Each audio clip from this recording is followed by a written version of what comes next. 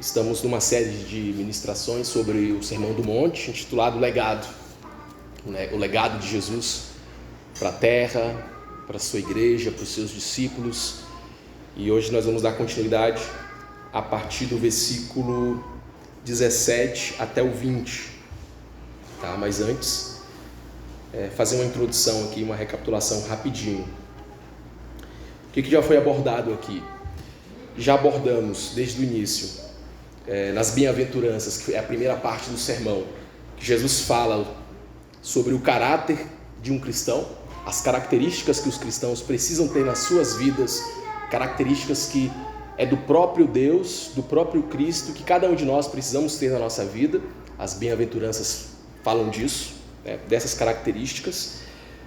No último domingo nós falamos da responsabilidade e da influência que o Senhor Jesus espera de nós como seus filhos, como cristãos aqui na terra, uma responsabilidade de sermos sal e luz, e o que isso representa, essas metáforas de sermos sal para a terra, de ajudar a partir do nosso testemunho, a partir do nosso caráter, da nossa vida e da vida de Deus em nós, de ajudarmos com que as coisas não piorem, né? A ideia do sal é isso, e da luz, de ser direção, de ser um caminho aí para essa terra, para o mundo, né, que se encontra perdido. Como nós um dia estivemos perdidos se não fosse Jesus entrando em nossas vidas.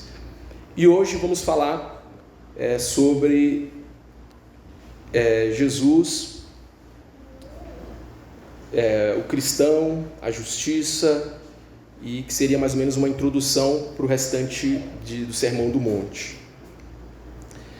Jesus, nos próximos versículos, a gente vai perceber que ele avança definindo melhor este caráter. Que caráter é esse que nós precisamos ter? Ele vai avançar um pouco.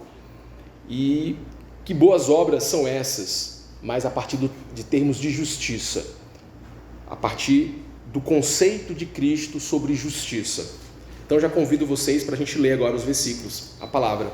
Versículo 17 de Mateus 5 diz o seguinte: não penseis que vim revogar a lei ou os profetas. Não vim para revogar, vim para cumprir. Porque em verdade vos digo, até que o céu e a terra passem, nem um i ou um tio jamais passará da lei, até que tudo se cumpra.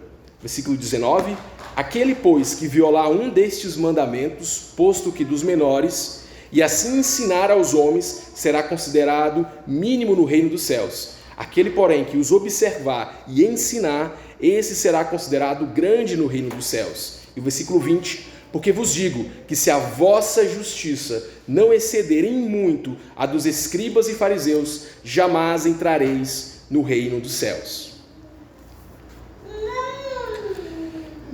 Só para começar dizendo que o teólogo Carson, que é um dos livros que a gente está utilizando de base para essas ministrações, de um livro sobre o Sermão do Monte, lendo o Sermão do Monte, ele diz que esses versículos 17 a 20 estão entre os mais difíceis da Bíblia.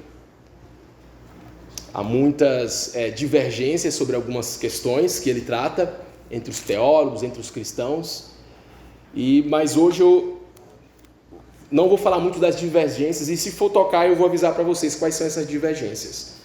Mas dizer que foi uma bênção para a minha meditação nesse texto. Eu tenho uma forma de aprender, a minha melhor forma de aprender é quando eu me proponho a ensinar algo para alguém, eu aprendo muito.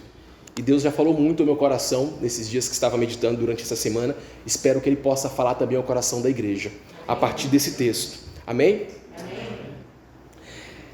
Quando Jesus fala de justiça nesses textos, é uma correspondência à lei moral de Deus e que ultrapassa a justiça dos escribas e fariseus. A gente vai falar que a gente vai entender durante o texto, durante a meditação, que Jesus utiliza a justiça que os escribas e fariseus vivenciavam, ou anunciavam, ou defendia. Ele vai se contrapor a esse tipo de justiça e vai dizer: a minha justiça, a justiça do meu reino, é uma outra justiça. Mas algo que já nos chama a atenção, diferente das primeiras partes do Sermão do Monte, que Jesus utilizava a terceira pessoa, Ele falava bem-aventurados os humildes, terceira pessoa. Vós sois o sal da terra, terceira pessoa. A partir desse trecho que nós lemos aqui, que nós vamos falar durante a mensagem de hoje, nós vemos Jesus puxar para a primeira pessoa. Ele diz em trechos desses versículos, porque eu vos digo, ou porque em verdade vos digo, né? O eu ali é implícito. Isso já é uma das perspectivas para hoje, essa mudança de Jesus utilizando a terceira pessoa e falando do compromisso dos cristãos e da responsabilidade deles, e Jesus se colocando em primeira pessoa. A importância desse trecho do Sermão do Monte, eu destacaria duas aqui. Primeiro, a definição de justiça. Nesses versículos a gente vai perceber qual é a perspectiva de justiça de Jesus, de Deus, do seu reino. Justiça, que é um termo que não é de hoje, que é debatido. Os próprios filósofos gregos, Sócrates, Platão, debateram e tentaram definir que justiça seria essa, uma justiça ocidental. Mas nós vamos ver hoje que a justiça de Deus é uma outra justiça. Então esse texto vai nos ajudar a perceber qual é a justiça de Deus. Outra coisa que a gente vai aprender hoje é que Jesus lança a luz sobre a relação entre o Novo e o Antigo Testamento e entre o Evangelho e a lei. São duas coisas importantes que eu acho que vai ser interessante a gente sair daqui hoje com elas. Essas duas relações implicará em um melhor relacionamento com Deus e, consequentemente, um melhor relacionamento entre nós, entre os seres humanos, entre a criação de Deus, porque nós vamos entender com clareza o que Deus tinha através da sua lei e da sua justiça. Vamos começar então abordando Cristo e a lei. Versículos 17 e 18 abordam essa perspectiva. A forma que Jesus anunciou essa declaração negativa dá a entender que alguns já pensavam assim.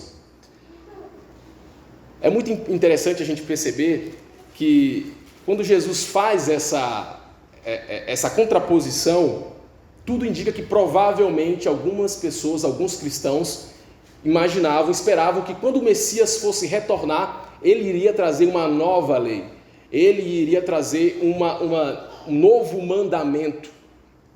E a gente tem alguns textos da Bíblia que poderiam ter indicado essa dificuldade nas pessoas, de entenderem, será que ele está trazendo uma outra lei? Será que ele não vai mais respeitar a lei de Moisés? Será que ele vai ser um revolucionário, vai criar algo novo? Então Jesus traz nesse versículo, nessa fala, nessa parte do Sermão do Monte, exatamente para tirar qualquer tipo de dúvida ou de dificuldade daquelas pessoas que estavam lhe ouvindo, tanto os discípulos como a multidão. Alguns estavam profundamente perturbados com sua suposta atitude com o Antigo Testamento. Talvez a controvérsia com o sábado já tivesse explodido. Quando nós vamos lá para Marcos 2, 23 e 28, e hoje eu convido vocês, a gente vai dar uma passeada na Bíblia. Marcos 2, 23 e 28, Jesus começa a falar sobre o sábado e como ele tinha uma perspectiva diferente da perspectiva dos fariseus e dos escribas. Marcos 2, 23 ao 28 diz o seguinte, Evangelho de Marcos. Ora, aconteceu atravessar Jesus em dia de sábado as searas, e os discípulos, ao passarem, colhiam espigas. 24. Advertiram-nos os fariseus, vê, porque fazem o que não é lícito aos sábados. Mas ele lhes respondeu, nunca lestes o que Davi fez, quando se viu em necessidade e teve fome? Ele e os seus companheiros, como entrou na casa de Deus, no tempo do sumo sacerdote Abiatar, e comeu os pães da proposição, os quais não é lícito comer, senão aos sacerdotes, e deu também aos que estavam com ele, e acrescentou, o sábado foi estabelecido por causa do homem, e não o homem por causa do sábado, de sorte que o Filho do Homem é Senhor sobre o sábado. Um outro versículo ainda sobre essa questão, no capítulo 3, continuando isso aí em Marcos, Jesus vai falar sobre uma cura. Ele vai fazer uma cura em um sábado, que também a princípio era proibido. Os religiosos da época, os sábios, os mestres, eles tinham como proibição fazer cura no sábado. E Jesus vai lá e faz uma cura no sábado, e a gente vai ver isso na continuação no capítulo 3, a partir do versículo 1. Diz assim, ó, de novo, em sequência, né? Entrou Jesus na sinagoga, e estava ali um homem que tinha ressequida uma das mãos. E estavam observando a Jesus. Quem estava observando? Os religiosos, os fariseus, porque eles já tinham visto que Jesus fez algo que a princípio não poderiam fazer no sábado, e agora eles estavam observando para ver se Jesus, a princípio, iria infringir a lei de Moisés. Então, e estavam observando a Jesus para ver se o curaria em dia de sábado, a fim de o acusarem. E disse Jesus ao homem da mão ressequida: vem para o meio. Então lhes perguntou: é lícito nos sábados fazer o bem ou fazer o mal? Salvar a vida ou tirá-la? Mas eles ficaram em silêncio. Versículo 5. Olhando-os ao redor, indignado e condoído com a dureza do seu coração, disse ao homem: estende a mão. Estendeu-a e a mão lhe foi restaurada. Retirando-se os fariseus, conspiravam logo com os herodianos contra ele e como lhes tirariam a vida. Aqui no versículo de Marcos aparece antes do Sermão do Monte. Então há a possibilidade de quando Jesus vai para o Sermão do Monte, isso já teria acontecido, e por isso algumas dúvidas poderiam estar pairando na mente das pessoas.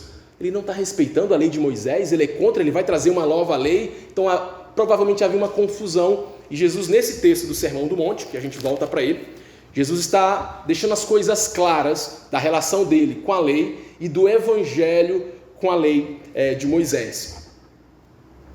Certamente todos foram atingidos por sua autoridade. Ainda em Marcos, versículo 27, para a gente ainda perceber como as pessoas estavam convictos, voltando aqui em Marcos, eu não li essa parte, mas é importante, que deixa explícito como eles estavam confusos com relação a Jesus. Marcos 1, versículo 27, diz assim: todos se admiravam a ponto de perguntarem entre si: quem vem a ser isto? Uma nova doutrina? Com autoridade ele ordena aos espíritos imundos e eles lhes obedecem. Então as pessoas estavam realmente... Ele está trazendo uma nova doutrina, uma nova lei, ele está criando algo que não existia. Era comum que perguntassem que relação havia entre a sua autoridade e a autoridade da lei de Moisés.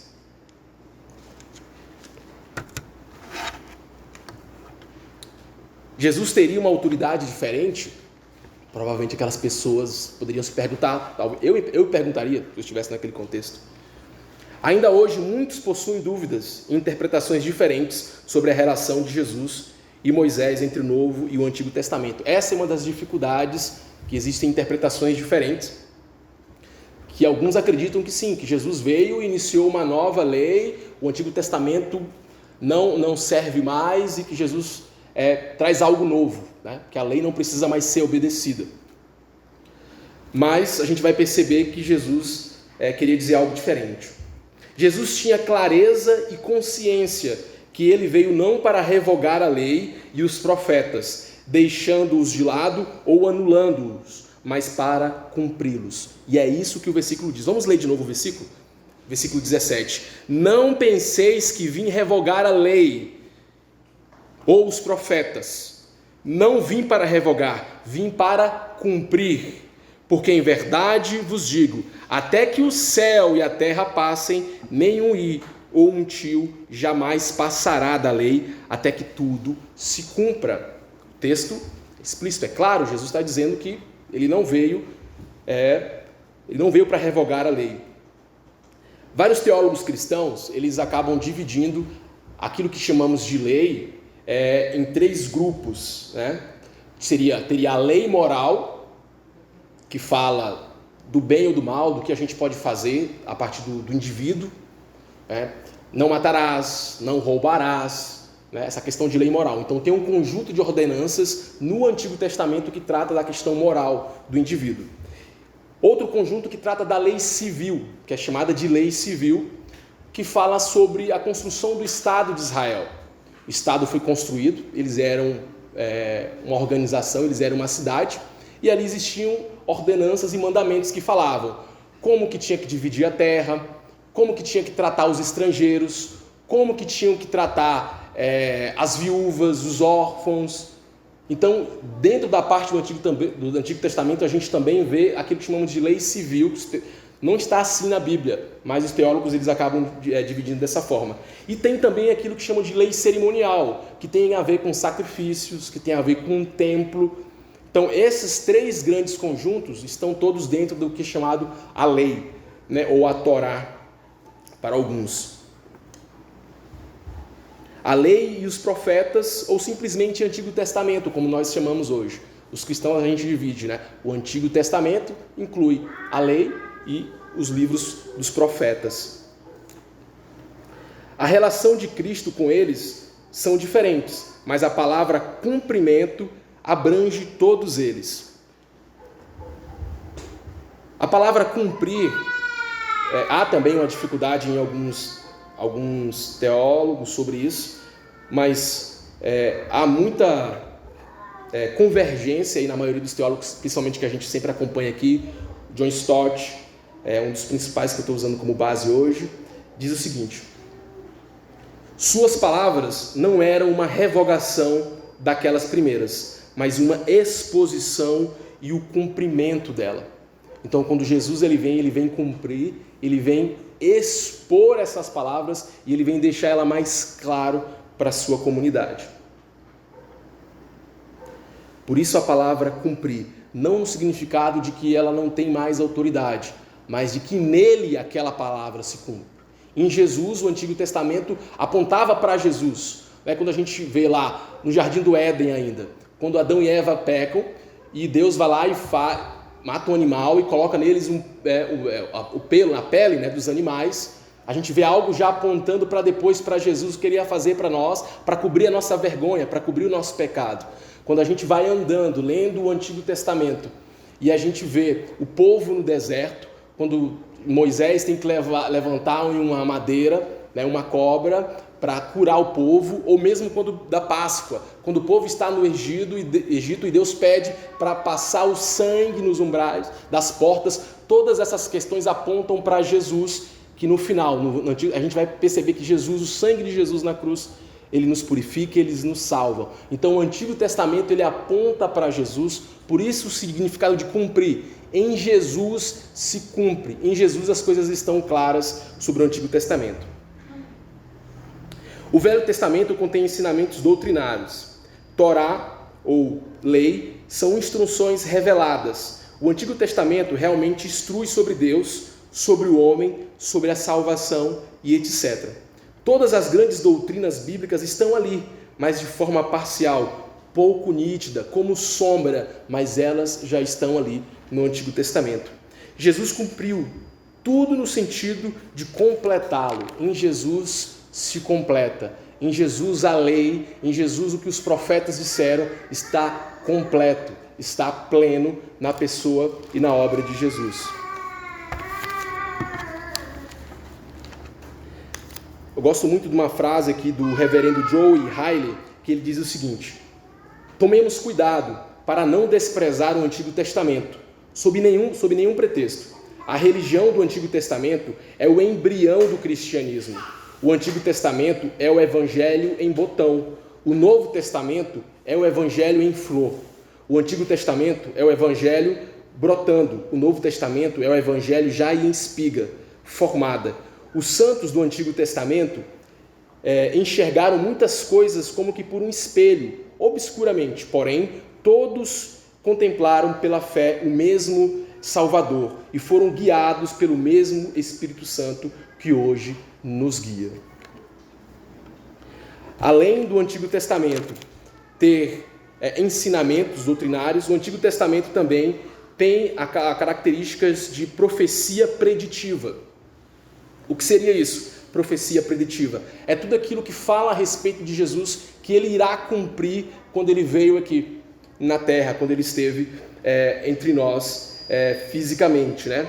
A primeira declaração do seu ministério público, lá em Marcos 1,14, é o seguinte: o tempo está cumprido. Jesus entra numa sinagoga, ele abre, ele lê um texto e no final ele fala: o tempo está cumprido. porque havia profecias de profetas a respeito daquele momento. Em Mateus a gente vê em vários momentos essa expressão, essa frase: ora, tudo isso aconteceu para que se cumprisse o que fora dito pelo Senhor por intermédio de tal profeta, ou segundo tal profeta. Jesus fez isso para que se cumprisse. Jesus, quando veio do Egito, cita, segundo tal profeta, Jesus foi no Egito e depois voltou para que se cumprisse aquela palavra. Então a lei e o Antigo Testamento também tem essa característica preditiva, né? Da profecia que irá se cumprir nas ações de Jesus. Sua morte na cruz é o clímax do seu cumprimento, de todo o sistema cerimonial do Antigo Testamento. A gente estava falando agora sobre vários momentos que o Antigo Testamento joga sombra, né? Um espelho de que Jesus iria cumprir na cruz. E isso acontece ali quando Jesus está na cruz. Tudo aquilo que tinha do sacerdócio, do sacrifício, dos animais, dos pecados que tinha que ir até o sacerdote, em Jesus, quando ele está na cruz, aquilo se cumpre. Cumpre-se perfeitamente.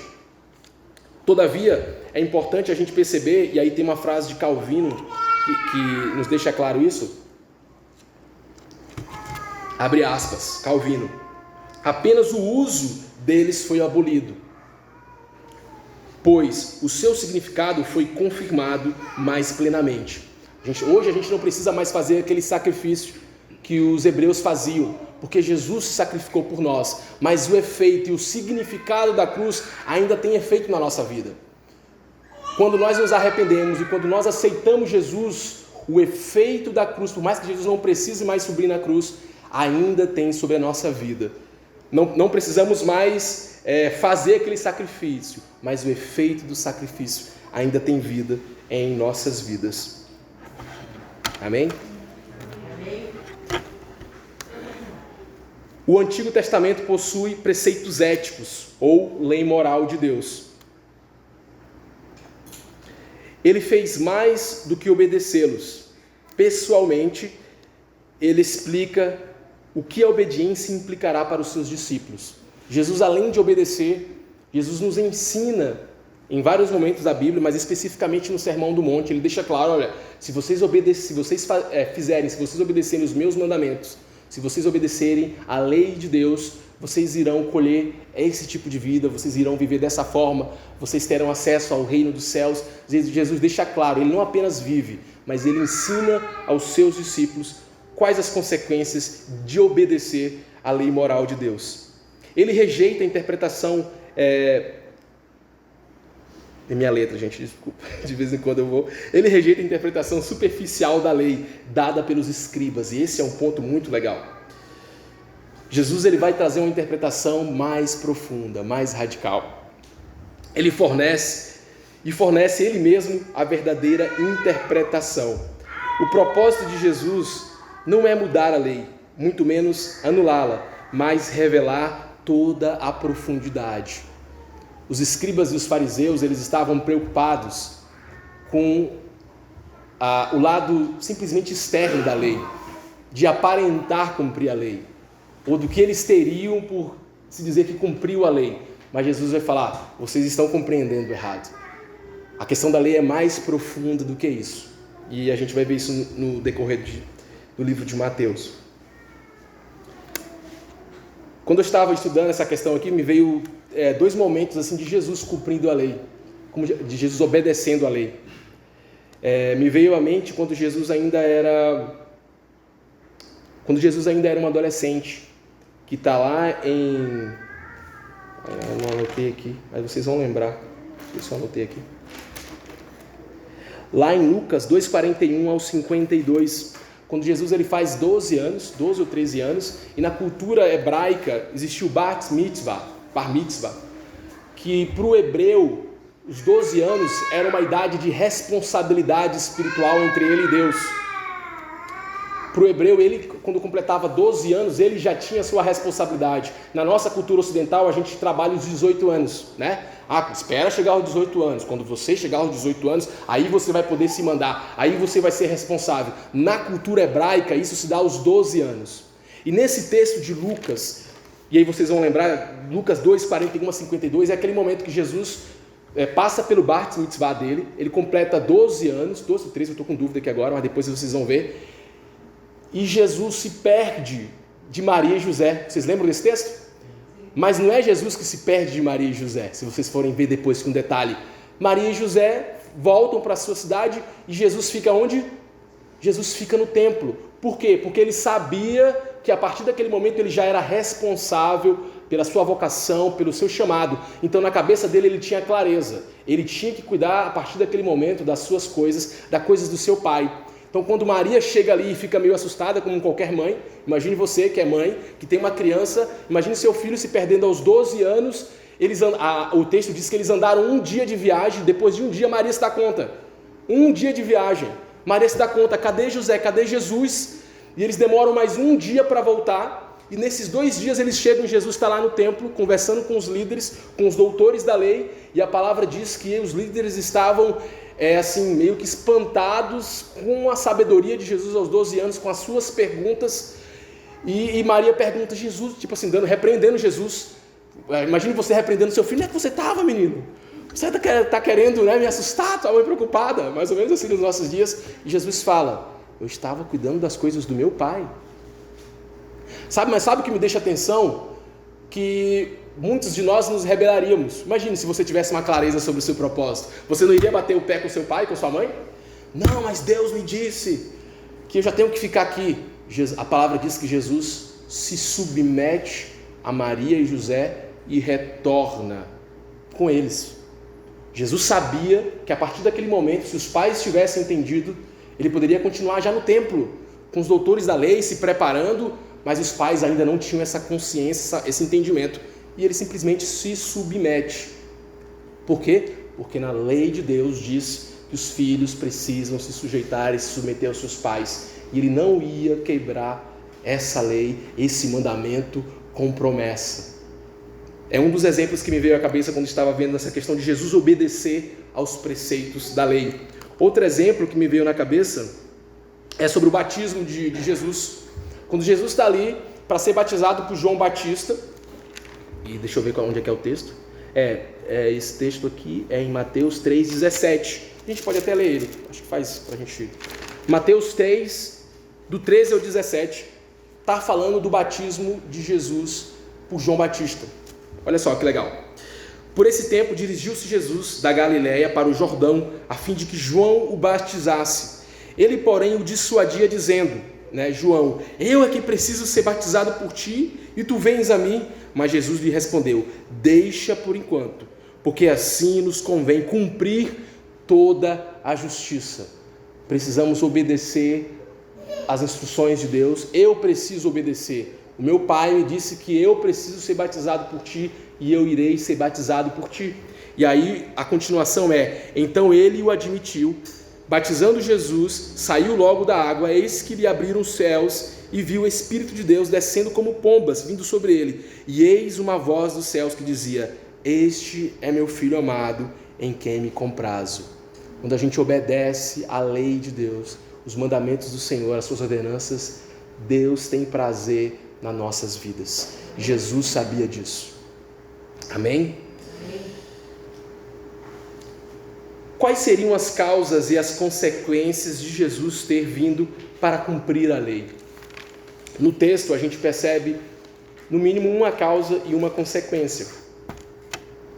A causa é a permanência da lei até que seja cumprida. O próprio Jesus diz, a gente volta para o texto, ele diz o seguinte no versículo 18, porque em verdade vos digo, até que o céu e a terra passem, nem o i ou um tio jamais passará da lei, até que tudo se cumpra. Então a causa até que a terra, até que esse tempo esteja, nós precisamos cumprir a lei. Nós precisamos cumprir. Nada, nem tio.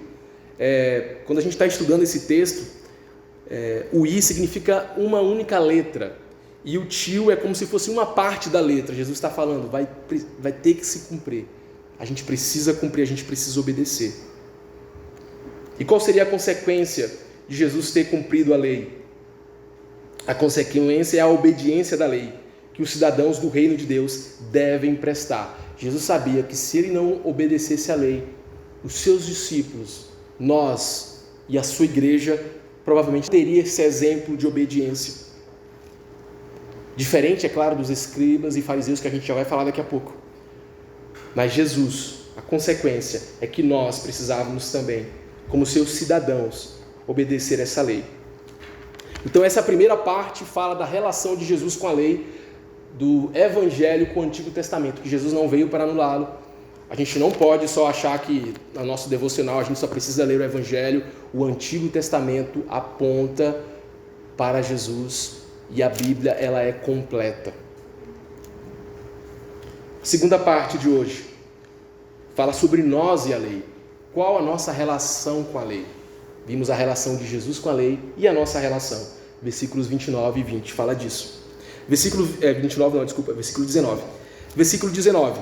Aquele, pois, que violar um destes mandamentos, posto que dos menores, e assim ensinar aos homens, será considerado mínimo no reino dos céus. Aquele, porém, que observar e ensinar, esse será considerado o grande, ou será grande no reino dos céus.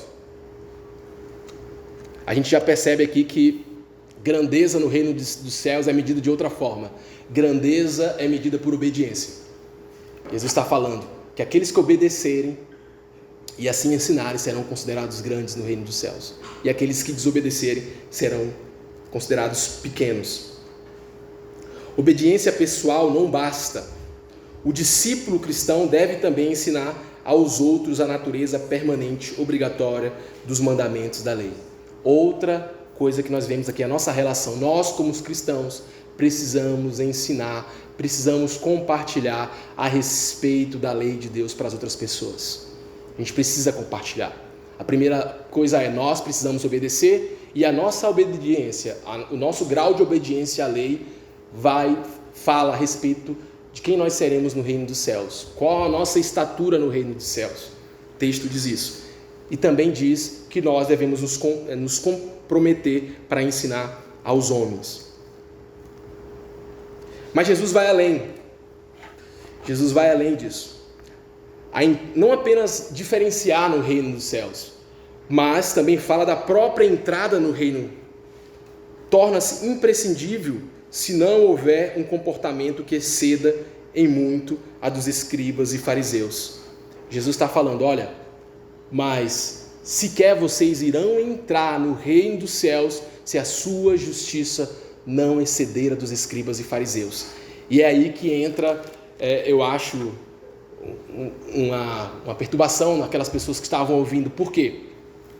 Porque os escribas e os fariseus, eles eram considerados aqueles que obedeciam de forma pormenorizada a lei. Os escribas e fariseus, eles eram conhecidos como ortodoxos da época. Eles iam lá e tentavam obedecer coisinha por coisinha. Então, quando Jesus vem e fala, olha, a sua justiça precisa exceder a dos fariseus, eu imagino as pessoas falando, não é possível. Não tem como alguém obedecer mais do que os fariseus e os escribas. Os escribas e os fariseus, só para vocês terem uma ideia, eles foram capazes de contar quantos mandamentos tinham no Antigo Testamento. Eles contaram um por um, porque não tem só os 10 mandamentos, existem outros mandamentos. E eles contaram e chegaram no número de 248. E eles contaram exatamente porque eles queriam obedecer cada um, eles queriam colocar um checklist. Imagina, ele colocou 248 e ia lá, esse aqui eu completei. Eles explanavam isso para a comunidade. E também eles contaram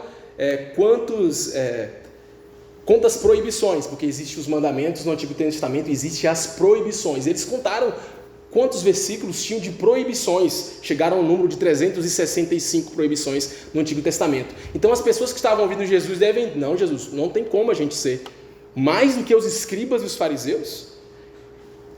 Jesus não estava indo longe demais? Será possível isso? Não seria isso uma contradição de Jesus ao seu próprio ensino de que o reino de Deus é dos humildes de espírito? Lá nas bem-aventuranças, quando ele diz, aqueles que sequer possuem justiça para apresentar Jesus, e agora você está dizendo que a gente precisa exceder a dos escribas e dos fariseus? Explica aqui depois quem são os escribas. A justiça do cristão ultrapassa de longe a justiça dos fariseus. uma notícia para vocês. Sim, a justiça dos cristãos, a justiça de Cristo, ela ultrapassa. Mas não em grau, mas em espécie. Não quer dizer que nós também precisamos olhar o Antigo Testamento e dizer, a gente precisa cumprir isso aqui. A gente vai desafiar os escribas e os fariseus, eles conseguiram, eles vão fazer 230 pontos e a gente vai fazer os 248 pontos. Não, Jesus não estava falando disso. Jesus estava falando de profundidade. Os judeus e os fariseus, eles falavam apenas de uma justiça externa. De uma justiça que era vista pelas outras pessoas. Eles queriam ser aparentemente os justos, aqueles que eram santos, os melhores. Esse era o desejo do coração deles. Lembra que nesse próprio Sermão do Monte que Jesus vai falar sobre jejuar. Quando jejuar, vocês não precisam fazer cara que estão passando fome. Os fariseus faziam isso. Quando eles jejuavam, eles bagunçavam o cabelo, ficavam com cara para aparentar que eles estavam jejuando. Quando eles oravam, eram os fariseus que oravam nas praças, de voz alta, para todo mundo ver que eles estavam orando. E a gente vai ver que no Sermão do Monte Jesus vai falar o contrário. Não, quando você for orar, vá no seu quarto, feche a porta do seu quarto e ore em secreto, porque o seu Pai que está no céu vê em secreto. Então é uma justiça diferente, é uma justiça de profundidade. Amém? Não, a justiça do cristão é maior do que a dos escribas e fariseus, porque é mais profunda. Jesus é mais radical, e radical no sentido de raiz. A justiça de Jesus é uma justiça que tem raiz em Deus, na essência, no espírito da lei, na essência do que Deus quer falar com seus mandamentos, porque ela é uma justiça de coração. Não sei se vocês lembram do texto lá, eu gosto muito desse texto, de Davi, quando ele vai ser escolhido rei de Israel. A Manu não está aqui hoje, ela vai falar, que geralmente eu falo de Davi. Eu gosto muito da história de Davi. E os irmãos de Davi já eram guerreiros, eles trabalhavam com Saul, e Davi era um menininho ali, meio magrinho, todo sujo ali do esterco que dava com as ovelhas, que cuidava das ovelhas, nunca tinha ido para o exército. E aí quando Samuel chega para ungir quem seria o rei dos irmãos de Davi, vai passando aquele irmão mais forte, aquele irmão mais avantajado, isso parece um guerreiro, 1,85 m, 1,90 m, esse aqui é musculoso. E a palavra diz que Samuel, até o profeta se confundiu, gente. Samuel tinha se confundido. E aí Deus falou, ei Samuel, eu não vejo como os homens, eu vejo o coração. A justiça de Deus é uma justiça de coração, não uma justiça externa. A justiça cristã é uma justiça de dentro para fora. Amém por isso? Amém. Amém. Os fariseus contentavam-se com uma obediência formal, uma conformidade rígida à letra da lei. Mas é o próprio apóstolo Paulo que vai falar que a letra mata, mas o Espírito vivifica. Eles eram formais, eles olhavam para a lei, a gente precisa cumprir isso aqui, mas não para o Espírito que está por trás daquela lei, o Espírito de Deus. Por outro lado, Jesus ensina que as exigências de Deus são muito mais radicais do que isso. A justiça que lhe agrada é a justiça interna da mente e da motivação. Muitas coisas que os fariseus faziam, os escribas, eram pela motivação errada, era pela motivação equivocada. E depois no Sermão do Monte, vocês, quando entrar especificamente ali, porque isso aqui é só uma introdução para o que Jesus vai falar. Jesus vai trazer exemplo, Jesus vai falar sobre o homicídio, Jesus vai falar sobre o adultério, como eles tratavam o adultério, como eles tratavam o homicídio. Jesus vai falar sobre o homicídio que sequer se vocês pensarem na mente de vocês ou no coração de matar alguém, vocês já estão pecando e vocês não estão obedecendo à lei. Olha que profundo. E aí eles não fazem, mas dentro do coração deles, eles estavam sujos. Jesus vai chamar eles de sepulcro, caiado, exatamente por isso, porque por fora está bonitinho, aparentemente é espiritual, é aleluia, é glória a Deus, mas por dentro eles estão com a motivação equivocada. Jesus vai falar do adultério, ouviste que foi dito, não adulterarás, eu porém vos digo, qualquer que olhar para uma mulher com intenção impura, o coração já adulterou. Olha a profundidade, eles estavam pela questão formal. Jesus vai falar, ei, eu quero ver o coração de vocês, eu quero ver a motivação do coração de vocês. A minha justiça fala disso. E tem os outros versículos que provavelmente vai ter que tratar especificamente nos próximos domingos. Pois o Senhor vê o coração.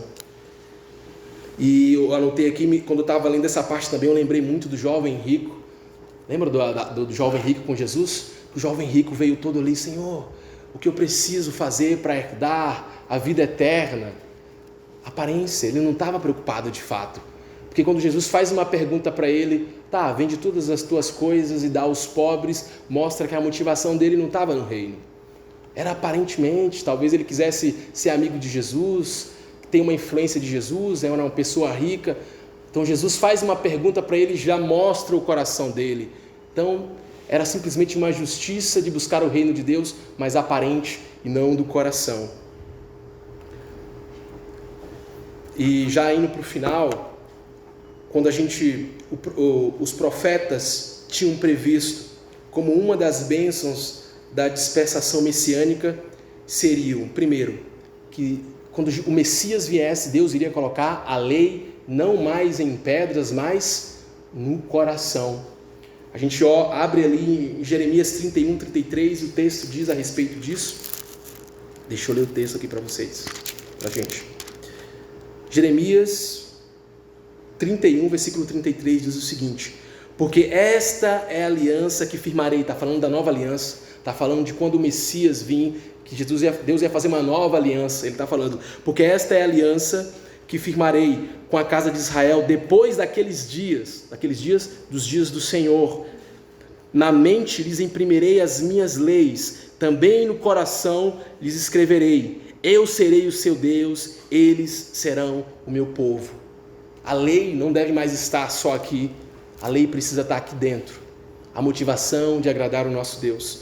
Uma coisa importante, só para a gente não esquecer que sem Deus a gente não vai conseguir fazer isso. Só por nossa vontade, tá? Agora eu vou tentar ser uma pessoa correta, é impossível.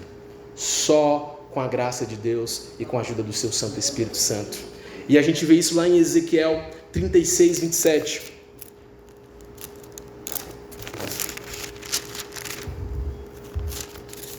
Ezequiel 36, 27. Diz o seguinte: porei dentro de vós o meu espírito e farei que andeis nos meus estatutos, guardeis os meus juízos e os observeis. Deus está falando, o meu espírito irá ajudar vocês a cumprir. Só o Espírito Santo de Deus para nos ajudar a cumprir as bem-aventuranças, a sermos responsáveis aqui na terra, a sermos sal e luz. Se não for o Espírito de Deus dentro de nós, a gente não consegue. Amém. A gente não consegue. Por isso que Jesus fala, e aí tem um entendimento, né? Porque vos digo que se a vossa justiça não excederem muito a dos escribas e fariseus, jamais entrarei no reino dos céus. Na verdade é ao contrário, Jesus está falando, porque vocês terão nascido de novo, porque vocês terão meu espírito, vocês exercerão uma nova justiça, uma justiça maior do que a dos fariseus. Amém. Então cumprir a lei de Deus e a sua justiça, na verdade aponta a dizer que nós somos salvos, que nós já temos o seu Espírito. Amém? Então é o contrário. Por isso que Jesus falou, não é que vocês não vão... Não, é porque só se vocês nascerem de novo. Só se nós nascermos de novo e termos o seu Santo Espírito. O restante do capítulo 5 contém exemplos dessa justiça maior, ou antes, mais profunda. O restante do capítulo 5 está dividido em 6 parágrafos, paralelos, que ilustram o princípio que Jesus acabou de propor nos versículos 17 e 20. Então esse que a gente viu hoje, Jesus está uma introdução, e nos próximos versículos ele vai trazer na prática, quando ele vai falar do homicídio. Ouvistes o que foi dito aos antigos, não matarás, e quem matar estará sujeito a julgamento. Eu, porém, vos digo que todo aqueles que sem motivo se irá contra o seu irmão estará sujeito ao julgamento. Vamos ver nos próximos domingos, né? Ouvistes o que foi dito. Ouvistes o que foi dito dos fariseus. Eram os fariseus que de alguma forma mudavam a interpretação da lei. Vai falar também sobre o juramento, vai falar da vingança, vai falar do amor ao próximo. Então Jesus dá uma introdução daquilo que ele vai trazer. Que tipo de justiça na prática? Como é que é a justiça do reino de Deus na prática. Amém?